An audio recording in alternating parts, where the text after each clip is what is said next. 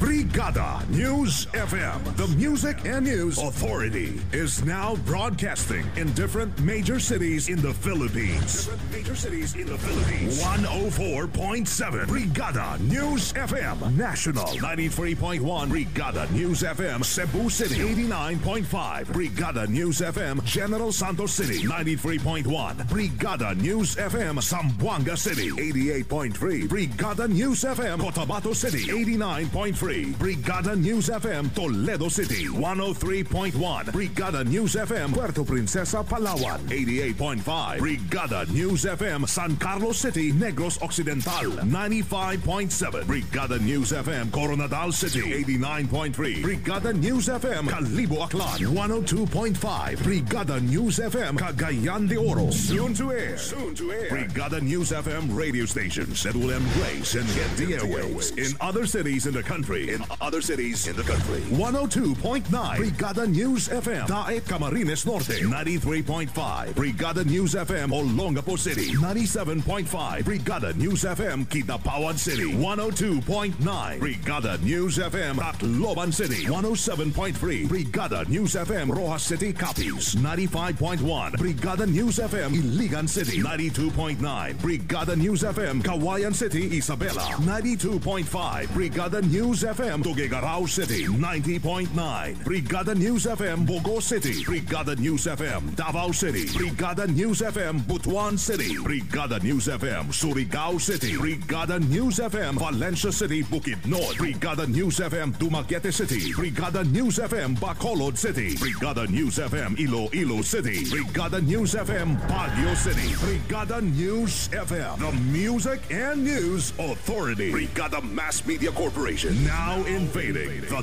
nationwide broadcasting scene. And will soon have its mark in Philippine radio.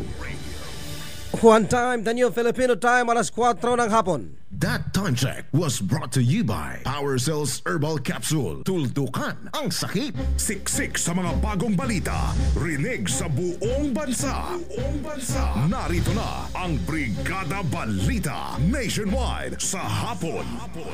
Mula sa Brigada National Headquarters, narito sina Sandy Madarcos at Luna Agimat. Ang programang ito ay hatid sa inyo ng Power Cells Herbal Capsule. Tuldukan ang sakit. Brigada News Headlines. Sa ating mga headlines, PNP Chief Orisima kinasuhan ng plundered crab sa Ombudsman. Lifestyle check sa PNP, posible pang matagalan. Sinibak na BI official ni Secretary de Lima pinababalik ng Court of Appeals. At ang palasyo bukas sa ibang solusyon sa power crisis, pero mas gusto pa rin ang emergency power. Brigada Balita Nationwide. Magandang hapon mga kabrigada, hatid ng Brigada News FM Philippines, ang Brigada Balita Nationwide. Mula dito sa Brigada National Headquarters, kami ang inyong mga tagahatid na balita. Brigada Luna Agimat at Brigada Sandy Madarcos, araw ngayon ng Lunes, September 22, 2014, 98 days na lang bago yung Pasko. Dumaka na tayo sa detalye ng ating mga balita. Brigada National! Ang bahaging ito ay hatid sa inyo ng Power Cells Herbal Capsule. Tuldukan ang sakit. Sa unang bugso ng ating mga balitang national, emosyonal ang pamilya ng mga Pinoy peacekeepers na ipadadala sa Haiti para magsilbing tagabantay sa perimeter ng First Headquarters ng UN mission sa lugar. Ayon kay AFP Chief General Gregorio Catapang Jr., kabilang pa sa kanilang responsibilidad doon ay magbigay ng administrative at logistic clerical services sa First Headquarters, habang ang ilan sa mga ito ay mag-operate ng military vehicles at magbibigay ng special security sa ilang personalidad ng First Headquarters. Pinangunahan din ni Katapang ang send-off ceremony na sinagawa alauna ng hapon sa Villamor Air Base sa Pasay City para sa 157 Navy personnel. Ito na ang pang-18 AFP contingents na ipinadala ng pamahalaan sa mga bansang may kaguluhan. Una rito, dumating na sa bansa kagabi ang mga sundalong nagsilbing peacekeeping force sa Golan Heights.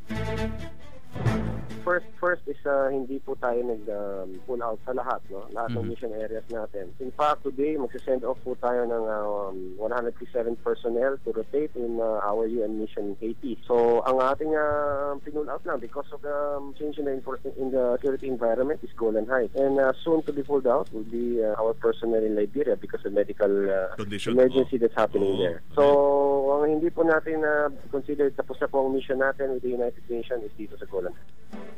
Brigada Balita Nationwide sa hapon. Samantala, PNP Chief Alan Purisima kinasuhan na ng plunder at graft sa Ombudsman. Ang detalye ng report ihatid sa atin ni Brigada Bong Kagape. Brigada Bong, i-brigada mo! Brigada Live Report! Umaasa ngayon ang grupo ng Coalition of Filipino Consumers na kaagad na aksyonan ng Office of the Ombudsman ang kasong isinampa nila laban kay PNP Chief Director General Alan Purisima dahil umano sa questionabling ari-arian ito.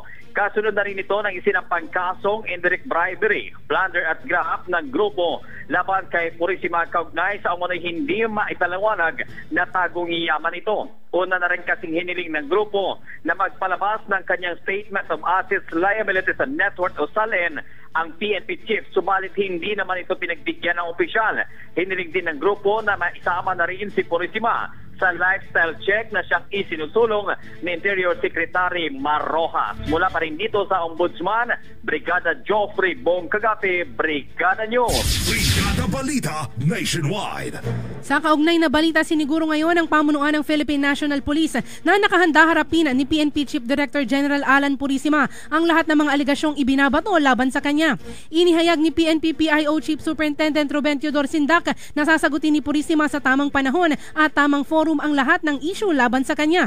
Kabilang sa mga sasagutin ni Purisima ang panibagong kasong isinampa ng Coalition of Filipino Consumers sa Ombudsman na plunder, indirect bribery at graft. Sasagutin din ang mano ni Purisima ang sinasabing ari-arian nito sa Nueva Ecija sakaling siya ay patawag ng korte. Sa ngayon ay ayaw munang patulan ng opisyal ang nasabing issue sa kabila ng mga batikos laban sa kanya. Siksik sa mga bagong balita. Brigada Balita Nationwide. Samantala, dumistansya Malacanang sa isyu ng pagkakaroon ng malaking rest house at iba pang ari-arian ni PNP Chief General Alan Purisima. Sinabi ni Deputy Presidential Spokesperson na Miguel Valte na hahayaan nila si General Purisima o ang kanyang tagapagsalita na linawin ang ibinabatong aligasyon dito. Dilinaw ni Valte na narinig lamang niya ang aligasyon kay Purisima sa mga balita at tiniyak niya na mayroon namang proseso at batas na haharapin ang mga police officials at personnel na mapapatunayang babagsak sa lifestyle check. Ipinaalala din ni Valte na maging si DILG Secretary Mar Rojas na nakakasakop sa PNP ay nagpahayag na ng kahandaan na sumalang naman sa lifestyle check. Brigada Balita Nationwide. Idinipensa naman ngayon ni Department of Interior Secretary Mar Rojas si PNP Chief Director General Alan Purisima kaugnay sa kinukwestiyong ari-arian nito na una nang isinapubliko matapos na tumanggi itong ilabas ng kusa ang kanyang SALN. Kasunod na rin ito ng pagbubunyag sa umano'y magarang rest house nito sa San Leonardo sa Nueva Ecija maliban pa sa poultry farm at a crushing plant sa Cabanatuan City. Sinabi ni Rojas, bahala na lamang si Purisima na sumagot at magpaliwanag kaugnay sa nasabing usapin. Kumpiyansa naman ang kalihim na maipapaliwanag ng maayos ng PNP Chief ang inangkin nitong yaman. Sa kabila nito, tiniyak pa rin ng opisyal na tuloy pa rin ang isinusulong na lifestyle check para sa lahat ng mga opisyal ng pambansang pulisya hanggang sa may pakinabang posisyon sa PNP. Brigada Balita Nationwide. Samantala, posible umanong maantala ang isinusulong ng Department of Interior and Local Government na lifestyle check laban sa mga PNP officials at iba pa mga kasamahan. Sinabi ni PNP PIO Chief Superintendent Ruben Teodor Sindak, hindi pa natatapos ang binuong Technical Working Group na siyang gagamiting guidelines para sa gagawing pagsusuri sa yaman ng mga pulis. Tiniyak naman ni Sindak na agad nilang ipatutupad sa lalong madaling panahon ng lifestyle check. Sinabi ng PNP spokesman, walang anumang bias sa PNP officers at members ang lifestyle check, lalo na sa third party umano ng ang mga siwan nito. Una nang sinabi ni Secretary Mar Rojas, posibleng abutin pa ng hanggang 2 linggo bago matapos ang guidelines para sa lifestyle check. Brigada Balita Nationwide. Sa iba pang balita, bukas ang Malacanang sa iba pang solusyon sakaling hindi pagbigyan ng Kongreso ang hirit na emergency power para kay Pangulong Noynoy Aquino para matugunan ang power crisis ng bansa sa susunod na taon. Sinabi ni Deputy Presidential Spokesperson Abigail Valte na handa silang makinig sa iba pang suhestyon na makakaresolba sa problema, pero pinanindigan pa rin nila ang additional authority na nauna nang isinulong ni Energy Secretary Jericho Petilla. Sa kabila nito, umaasa si Valte na pagbibigyan ng liderato ng Senado at Kongreso ang hirit ng Pangulo, bagamat sinasabing maging ang ilang kaalyado ng Pangulo ay malamig sa pagtugon sa nasabing panukala. Brigada Balita Nationwide sa hapon. Samantala, alamin natin ang report kaugnay sa gastos sa US trip ni Pinoy. Umabot daw sa mahigit 14 na bilyong pesos. May detalye ng report nating kabrigada Leo Navarro Malegdem. Brigada Leo, ibrigada mo! Brigada Live Report! Umabot sa 14.8 million pesos ang inilaang budget sa US trip ni Pangulong Noynoy Aquino para sa pagdalo niya sa imbitasyon ng United Nations para magtalumpati kaugnay ng Global Summit sa Climate Change. Inilaan ang nasabing pondo para sa gastusin sa transportasyon, accommodation, pagkain, equipment at iba pang requirements ng Pangulo at ng kanyang delegasyon. Kaugnay nito, sinabi ni Executive Secretary Paquito Ochoa na kabilang sa mga highlights ng iahayag ni Pinoy sa kanyang pakikipagpulong sa mga political at business leaders sa Amerika ang mga karanasan at tagumpay ng bansa sa pagpapatupad ng mga reforma sa problema sa korupsyon sa gobyerno. Isusulong din ng Pangulo ang mga agenda sa kalakal, turismo, peace and security at ang pagpapalakas pa sa ugnayan ng Pilipinas at US. Kabilang naman sa official family ng Pangulo sa kanyang biyahe sa Amerika, sina Foreign Affairs Secretary Albert Del Rosario, Finance Secretary Cesar Purisima, Trade and Industry Secretary Gregory Domingo, Socio-Economic Planning Secretary Arsenio Balisacan, Presidential Assistant on Climate Change Secretary Mary Ann Lucille Sering, Cabinet Secretary Jose Almendras, Press Secretary Herminio Sani Coloma, PMS Chief Julia Abad at Presidential Protocol Chief Celia Ana Ferreira, ganun din si Undersecretary Manuel Quezon III at Undersecretary Rochelle Ahoro. Mula sa Palasyo ng Malacanang para sa Brigada Balita Nationwide, Brigada Leo Navarro Maligdem, Brigada News. Brigada Balita Nationwide. Iniutos ng Court of Appeals na ibalik sa pwesto si dating Bureau of Immigration Intelligence Division Chief Attorney Faisal Husin na inialis sa posisyon ni Justice Secretary Leila De Lima. Ibinasura ng hukuman ang petition for review ni Justice Secretary De Lima dahil sa kawalan ng merito. Kasabay nito, inatasan ng Appellate Court si De Lima na ibalik si Husin sa kanyang dating posisyon bilang hepe ng BI Intelligence Division at bayaran siya ng kanyang travel and representation allowance. Una nang iniutos ng Civil Service Commission na maibalik sa kanyang dating pwesto si Husin matapos itong ideklara na hindi tama ang pag-alis sa kanya sa pwesto ni De Lima noong March 3, 2011 at pagkakalipat niya bilang officer in charge ng Certification Division ng DOJ noong Hunyo ng taong 2011. Siksik sa mga bagong balita. Brigada Balita Nationwide. Samantala, pinagbigyan ngayon ng Sandigan Bayan na 5th Division ang hirit ni Senator Jingo Estrada na may sa ilalim ito sa Magnetic Resonance Imaging o MRI sa araw ng Miyerkules. Kasunod na rin ito ng hirit ni Estrada na mapasuri nito ang kanyang inindang sakit sa balikat na umabot sa hanggang leeg. Sa desisyon ng anti-graft, pinayagan lamang si Estrada na may sa ilalim sa MRI simula alas 9 ng umaga hanggang alas 12 ng tanghali. Ito naging desisyon ng Korte sa sinagang pagdinig ngayong araw sa bail petition hearing. Samantala, binalaan naman ng Sandigan Bayan Judge si Venher Luy, paunang testigo sa FIDEF scam na ipapakontempt dahil sa paligoy-ligoy manong pagsagot sa tanong ng abogado. Siksik sa mga bagong balita. Brigada Balita Nationwide. Umuusad na sa iba't ibang panig ng Pilipinas ang isinusulong na signature campaign para sa abolition ng pork barrel system ng Malacanang. Ang signature campaign na nagsimula sa Cebu City noong buwan ng Agosto ay umuusad na ng husto sa mga religious civic-oriented organization at maging sa mga militante sa Iloilo City at sa San Fernando, Pampanga. Ayon kay Iloilo Archbishop Angel Lagdameo, ang kanilang suporta laban sa abolition ng pork barrel system ay simula ng revolusyon at handa na ang ballpen at papel na maging armas laban sa pork barrel system sa gobyerno. Sa lalawigan naman ng Pampanga, mahigit 1,000 mga miyembro ng United Methodist Church ang kumikilo sa mga komunidad sa lugar para mangalap ng mas maraming lagda para makuha ang target na 6 na milyong rehistradong botante. Siksik sa mga bagong balita. Brigada Balita Nationwide. Ilang araw ka na bang hindi mapakali at laging nag-iisip ng performance na hindi maisantabi? Tipong hindi mo na kailangang mga labit pa dahil humigya ka pa lang, ready na siya.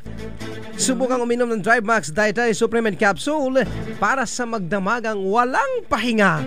Dahil sa taglay nitong tungkat ali, ginseng at ginkgo biloba na tiyak titig mo pa lang, ulala, alam na niya. Nasaan ka pa ya o saan ka pa dyan, di ba? Para sa performance na tatagal, mag-Drive Max Herbal Dietary Supplement Capsule. Available na ho yan sa lahat ng mga leading drugstores nationwide. Mga kabrigada, tayo po ay napapakinggan sa Batangas City, Lucena City, Puerto Princesa City, Cebu, Toledo, San Carlos, General Santos, Coronadal, Zamboanga City, Cotabato City, dyan sa Calibo, Aklan, at syempre sa ating bagong himpilan sa Cagayan de Oro City. At yan mga kabrigada, ang unang bahagi ng ating balita live na inihatid sa inyo ng Power Cells Herbal Capsule at Drive Max Adult Herbal Dietary Supplement. Kasama pa rin si Brigada Luna Agimat. At ako pa rin ang inyong lingkod, Brigada Santi Matarcos, manatiling nakatutok sa Brigada Balita Nationwide sa hapon. One time, the new Filipino time, alas 4:14 ng hapon. That time check was brought to you by Drive Max Adult Herbal Capsule. Tatagal ka ba? Kataw, anak!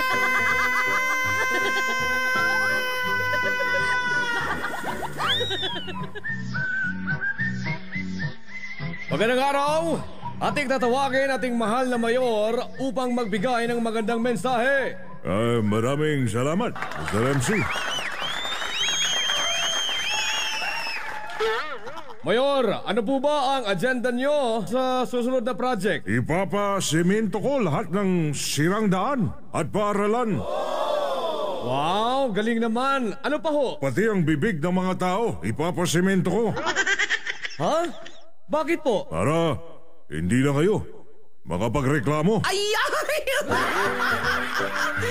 Okay kayo! Kailangan mong kumayod ng kumayod ng kumayod. Kaya naman, palagi kang pagod. Pagod. Pagod. Kaya, para sa katawang malusog, Power Cells Herbal Capsule. Power Cells Herbal Capsule. Taglay ang mga sangkap na purong herbal tulad ng garlic, cayenne pepper, mustard seed, at cinnamon bark. Kaya kampante ka sa bawat inom mo ng Power Cells. Dapat malusog ang bawat pamilya. Mag-Power Cells na. Power Cells. Mabibili sa mga butika. No approved therapeutic claims. First year anniversary. Darling, nagustuhan mo ba ang dinner natin sa labas? Ika-5 anniversary. Flowers and chocolates for you, darling. Ika-15 anniversary. Biscuit, darling. Gusto mo? Ika-25 anniversary.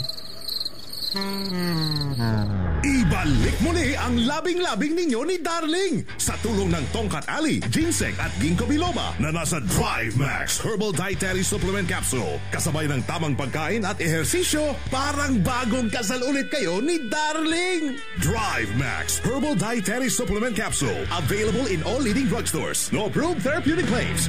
Mag-text o tumawag sa 0932-282-8805 para sa karagdagang impormasyon. Ang Power Cells Herbal Capsule at Drive Max Dietary Supplement Capsule ay available na sa Southstar Drug, Watson's Drugstore, Carlos Drug sa Quezon, The Generic Express Pharmacy, Lipa, Batangas. Brigada Balita.